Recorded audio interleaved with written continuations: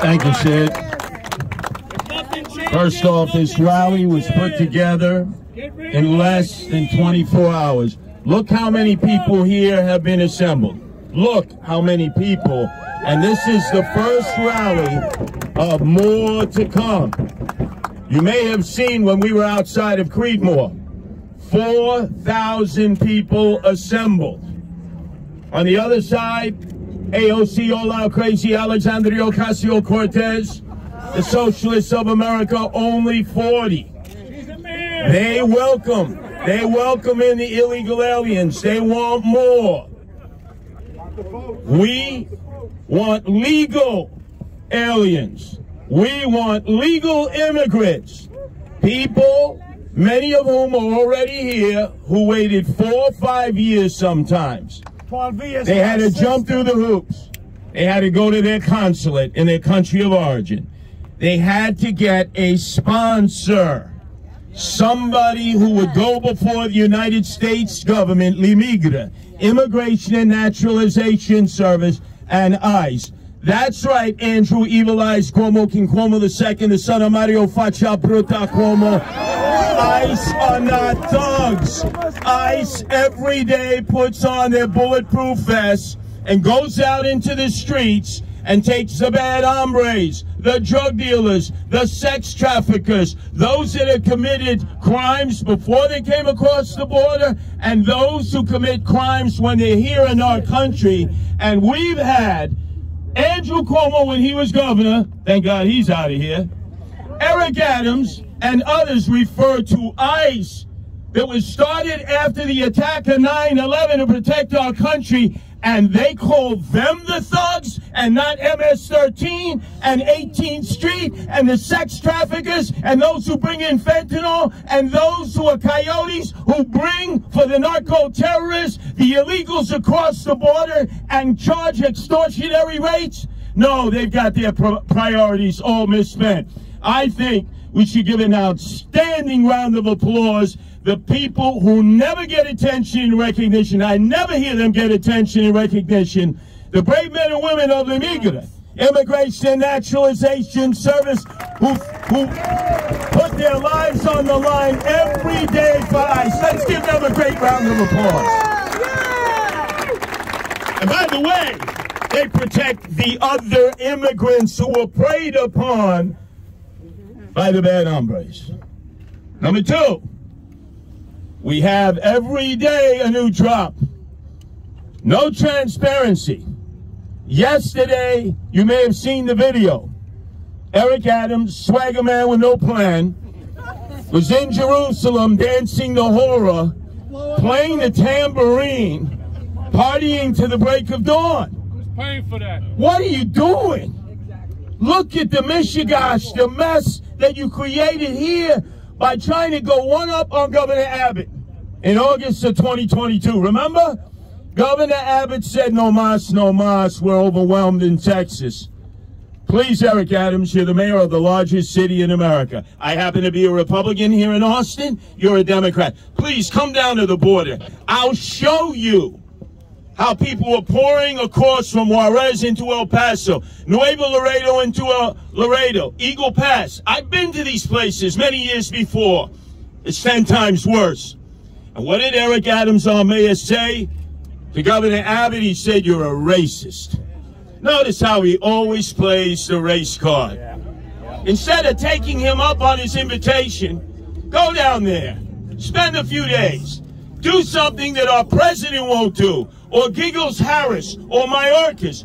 Go to the border and see what these border towns and these border states have to deal with. It's an invasion. There are no checks and balances.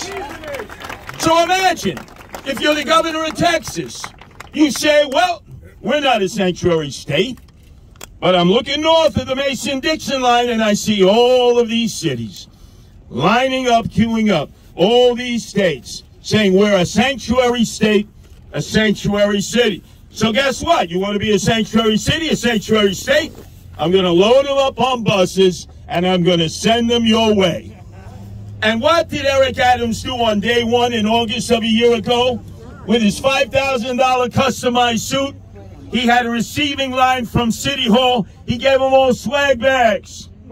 He put them up in the hotels in Times Square. Could you imagine these people? They're saying to themselves, oh my God, as they're flash bombing around, as they're putting Facebooks and Instagrams out to their relatives and friends in Caracas in Venezuela, in Managua in Nicaragua, in Havana, or anywhere that they came from. You're not going to believe it. The streets may not be paved with gold, but look at how they're accommodating us better than tourists, better than their own citizens. And the disgraziata, the shanda, because I know this personally. When Eric Adams, swagger man with no plan, ran for mayor in the Democratic primary, it was very close, ranked choice voting. You had Maya Wiley, who was the choice of AOC, all out crazy. You had Kathy Garcia, embraced by the New York Times. The one group that came out and elected him the Democratic nominee were African Americans, because they looked at Eric and they said, you're one of our own. And he said, don't worry, you elect me mayor, I will make sure that the homeless are cared for, the emotionally disturbed are cared for, those with drug problems, alcohol problems are cared for.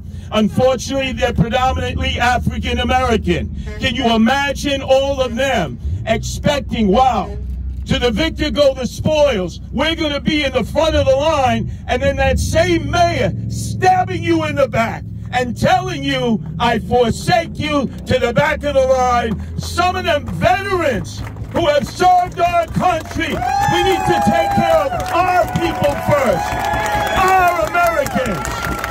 Migrants to the back of the line, and you better come in legally like other immigrants have in the past. Now, we need to educate Eric Adams, as he's a product of our school system. Went to a good high school, Bayside High School. Went to a series of colleges. Did very well in the police department for 22 years. He earned the white shirt. He had white shirt immunity. He was a house mouse because he was a good test taker. So we know he's an intelligent guy. But why does he continue to tell this falsehood? They're immigrants, aren't they? They're like you and your parents and grandparents and great-grandparents. Excuse me, Eric Adams. He keeps referring to the Statue of Liberty and Ellis Island. Ellis Island was closed in the year of my birth at Brooklyn Hospital, 1954. Ellis Island was where people came through and had to be processed. They had to have a sponsor. Somebody who showed up at Ellis Island and said, in my case, the Bianchino family, I take responsibility for each and every one. And as Raphael Lanzac and Lamesta looked at my grandfather Fidel Bianchino and Nicoletta Bianchino, and when they were writing letters, no internet then, they had 4 kids. Now they looked at 12 kids plus my mother Francesca, the last drop, the only one born here. And he took a deep gulp. And the immigration officer said, you know, you're responsible for Nicoletta, Fidel, and all 13 of their children. If they get in trouble, if they don't have food to eat, clothes to wear, a place to stay, it's not the U.S. government that's responsible. You are taking responsibility. You're the sponsor. And that's what happened to immigrants years ago. Obviously, Eric Adams must have missed those history classes at Bayside High School. But you know those stories, and I know those stories. My uncle, Leonard, had a mastoid ear infection. He was sent to a hospital for those coming into the country on Bay Street in Staten Island. They couldn't cure the mastoid ear infection. They sent him back to Italy, Andri and Bari, separated from the family. The family had to continue on into America. My Uncle Leonard, crying, separated from his family. But he had a mastoid ear infection. If you had whooping cough, if you had malaria, if you had tuberculosis.